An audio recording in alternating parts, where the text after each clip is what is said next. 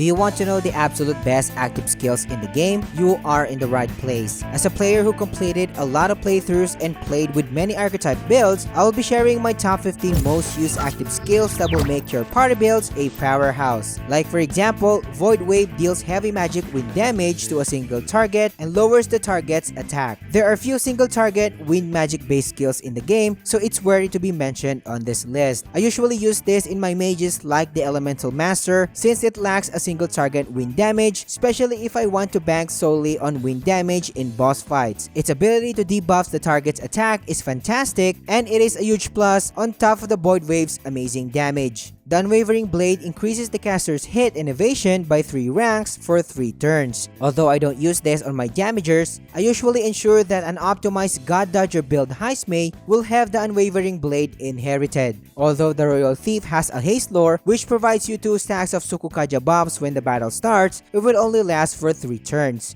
Being able to cast 3 ranks of Sukukaja buffs on the get-go will be broken for him and should maintain his top-notch evasion to deplete enemy turns, especially when engaging in long fights. This skill is actually broken, but its usage mainly applies to Heistmei only, and I consider it as a niche setup, thus it is low on this list. The Hyper skill mainly applies to magic-based setups, as this skill increases the caster's magic greatly. A fully buffed Elemental Master or a Summoner will love to get their hands on this skill, especially if you are nuking a boss or clearing trash mobs in dungeons. The Charge active skill is something that you want to consider in putting on your physical attackers, like for example, the Samurai. This skill greatly increases the caster's physical damage, so if you are into burst setups, which usually have high attack multiplier skills, the Charge can bring your overall damage to the next level. But you should be careful about using this skill as it can only be used once per battle, like Hyper. Concentrate, on the other hand, is a different story. This skill increases the caster's attack by 3 ranks for 3 turns without limits as long you have MP, and thus stack with the Charge skill that I just mentioned. Now one can argue that Hey Samurai, Formation of Vigor is better since it is a party-wide buff. However, I still find value in Concentrate since there were times that a main damager needed to buff itself to not miss a main damage window, if the main supporting member who usually casts Formation of Vigor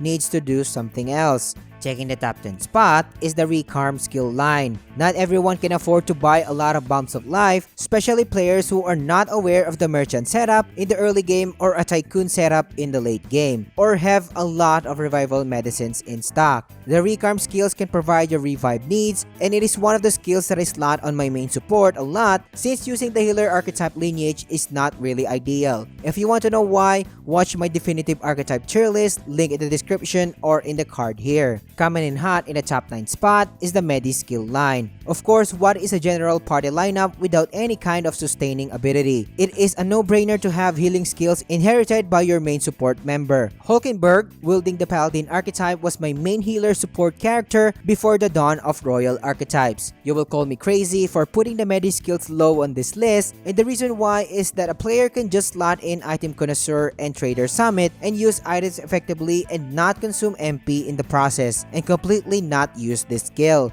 This is one of the skills that can easily be higher on the list depending on your usage of the Merchant Tycoon lineup. Dekunda is an absolute skill to inherit in your party build since who wants to suffer those stupid and annoying debuffs? For beginners, debuffs need to be cleansed aside from status ailments like burns, malady, frost, and more. Buffing and debuffing tactics are some of the best strategies in Atlus games if you want to win hard fights, but the same goes for your characters. Watch your character hit like a wet noodle if they suffer an attack debuff, so Dekunda can get you out of this nasty situation. If you are getting value out of this video, consider subscribing to the channel, liking the video, and engaging in the comments helps me a lot, and thank you for your support. With that being said, Patra skills are easily one of the necessities when building my party, especially Penpatra. There are a lot of status ailments in this game that can render your characters useless in combat, such as anxiety that stops your character from using archetype skills, and when the enemy attacks the said character, the enemy will gain a turn icon, and Patra skills can save you the headache. You may notice that all of the skills that I've mentioned so far are buffs and utilities, and there's not much of an attack skills. It is because you are going to be using or changing your archetypes anyway if you want to exploit bosses' weaknesses. For example, if you want to damage an enemy that is too weak to slash, you will use the samurai archetype instead. You will have access to your key slash skills and then you can inherit more skills. However, there are certain cases where inheriting an attack skill is nice, like the Void Wave that I just mentioned, to fill in the gaps of certain archetypes, but these are niche cases. Coming in hot in top 6 spot is the Dekaja skill, an absolute must skill if you don't want to get wrecked with highly damaging attacks, especially from bosses. In the late game, bosses love to buff themselves and unleash a party-wide attacks or heavy single target attacks that can wipe your party easily. Dekaja will increase your overall chance to survive from the set attacks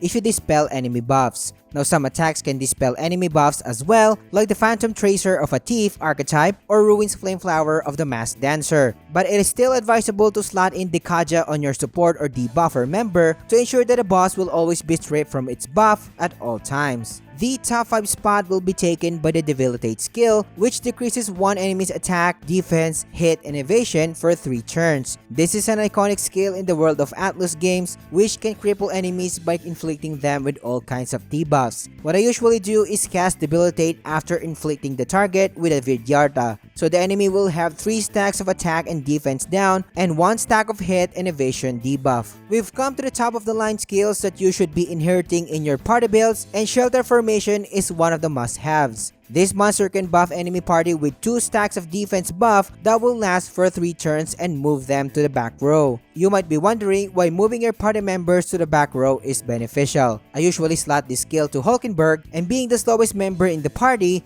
she will take his turn last. When Hulkenberg casts Shelter Formation before a powerful attack, especially an AoE nuke attack from the boss, I will ensure that the damage is mitigated by a lot by casting Shelter Formation. Because of the added defense buff, plus all of the party members are in the back row, they will be mitigating a lot of damage. Formation of Figure is the complete opposite of the Shelter Formation, granting all of your party members 2 stacks of attack buff. This is an absolute skill that you should have regardless of what setup you are trying to build.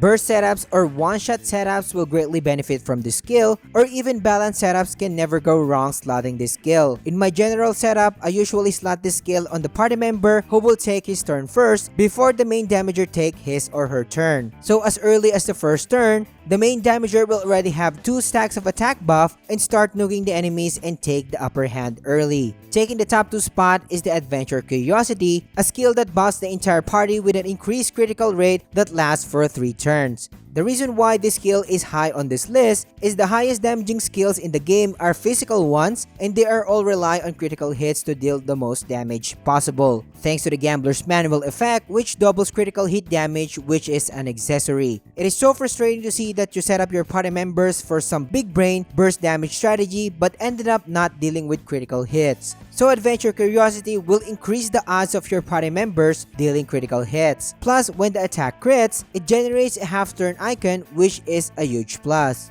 The most important skill that you should have on every party setup is the Vidyarta skill. I cannot stress how important this skill is, and there was never a moment that I did not use this skill when building an effective party. Its ability to decrease the enemy's attack and defense by 2 ranks is simply a huge advantage. You will be mitigating incoming damage because of the attack debuff, but you will also do serious damage on your enemies because of the 2 stacks of defense buff. As I mentioned, pair this with Debilitate and your targets will have a seriously bad time. Note that late game enemies tend to cleanse themselves when you inflict them with so much debuff, so I highly suggest bursting them down while suffering from multiple stacks of debuffs. But you need serious grinding for you to get all of the best skills on this list, so these endgame farming spots will help you level up in the fastest time possible, and I will catch you on the next one.